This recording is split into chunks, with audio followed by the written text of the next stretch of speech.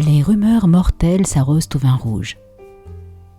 Une nouvelle inédite en feuilleton de Marissa Rachel dans le journal Le Pays Gessien.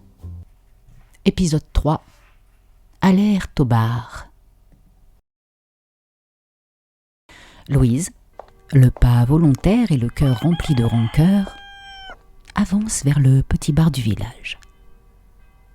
En poussant la porte du vieux troquet, une odeur familière la saisit.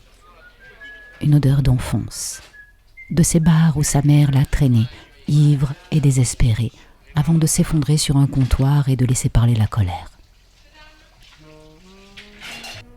Louise secoue la tête pour chasser ces images. Elle repère le petit vieux croisé lorsqu'elle est arrivée et s'installe près de lui, un sourire forcé aux lèvres. Vous revoilà ? Comment allez-vous, mademoiselle ? Lance-t-il.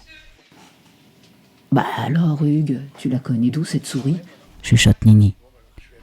Louise hausse les épaules et commande un whisky. Nini lui sert son verre en levant les yeux au ciel. Louise baisse la tête, adopte une expression triste. Le vieux mord immédiatement à l'hameçon et pose sa vieille paluche sur son avant-bras. Elle déteste ce contact. Mais aujourd'hui, elle laisse faire. Vous avez l'air embêté. Oui, c'est juste que je sais des choses pas jolies sur Michel. Murmure-t-elle. Comment ça ? Vous ne m'avez rien dit la dernière fois. Elle soupire, hésite juste assez. Je ne sais pas si je peux en parler. On ne se connaît pas.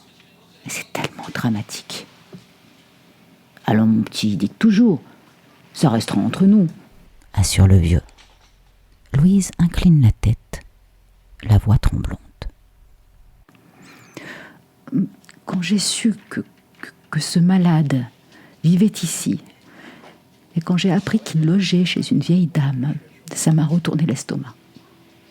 Je ne sais pas comment l'avertir du danger. Mais quel danger ? Demande le vieux, intrigué. J'ai eu une relation avec Michel et il me... Elle sort un mouchoir, s'essuie les yeux. Nini se retourne brusquement. Il vous battait ? Lâche-t-elle, stupéfaite. Oui, et je pense à cette vieille dame. Louise déballe son récit et les deux l'écoutent sans cligner des yeux. Voilà, vous savez tout et je ne sais plus quoi faire. Le vieux hoche la tête. Nini tord un torchon entre ses mains, le regard noir. On va s'en occuper et on va pas le louper. Louise vide son verre d'un coup sec et sort du bar, le cœur battant. Il n'y a rien de plus simple que de retourner la tête à deux badauds. À peine la porte refermée, le vieux demande. Bah alors, qu'est-ce qu'on fait ? Nini sourit, venimeuse. On pourrait lui faire une petite visite, une mise au point. Mais s'il est dangereux ? Depuis quand ça nous arrête ?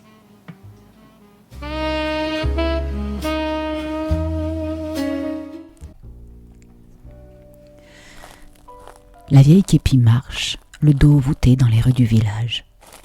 Elle sort rarement, juste pour quelques emplettes. En passant devant la maison des Moutiniers, son cœur se serre. C'est là qu'elle avait rencontré son mari, du temps où la vie paraissait plus légère. La maison était autrefois le seul bistrot du coin, celui du père Miron, ouvert dès 5h30 du matin, où tout le monde venait bavarder et oublier ses misères. Elle croit encore entendre les rires. Il était là, son mari, tapant le carton avec ses amis. Un beau diable dont le regard l'avait foudroyée. Elle n'avait que 18 ans, pleine de rêves. Il s'était marié vite à l'église, devant 3 pelés, et encore. Michel lui a demandé un rouleau de peinture. Elle s'est tellement attachée à lui qu'elle serait prête à tout lui laisser après sa mort, même la maison, même son vieux tableau. La vieille sort de l'épicerie, le cabas plein. « Je vais lui préparer un bon lapin chasseur, » se dit-elle.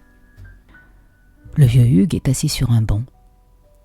Quand il aperçoit la silhouette de Jeannine, son cœur rate un battement.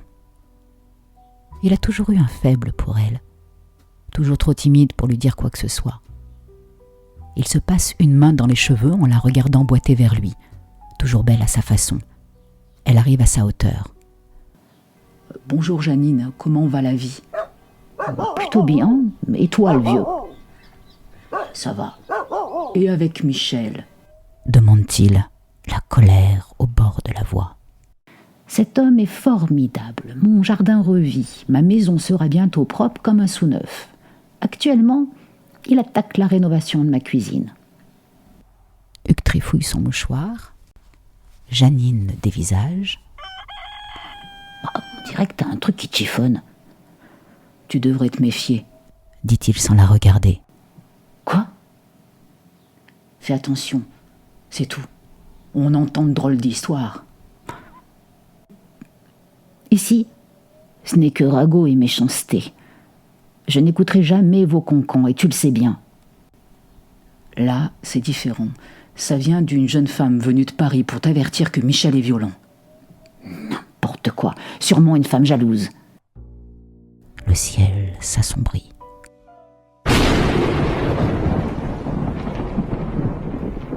L'orage gronde. Je vais rentrer, dit Jeannine.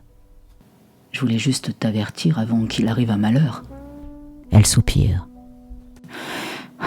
Le malheur, mon pauvre Hugues, ne vient pas de Michel, mais de ce foutu village. Elle tourne les talons.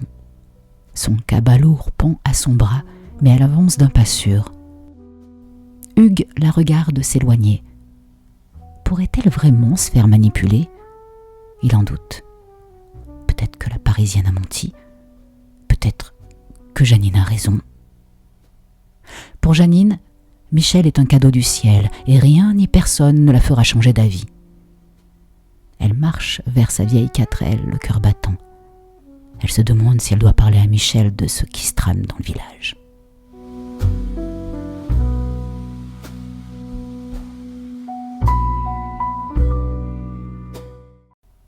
Voilà, j'espère que cet épisode t'a plu. N'hésite pas à liker, à partager, à commenter. Tu peux retrouver tous les épisodes de la série Les Rumeurs mortelles s'arrosent au vin rouge, écrit par Marissa Rachel, dans le journal Le Gessien. Et abonne-toi pour avoir la suite de l'histoire des Rumeurs mortelles s'arrosent au vin rouge. Bonne journée et à très bientôt sur les réseaux. Prends bien soin de toi.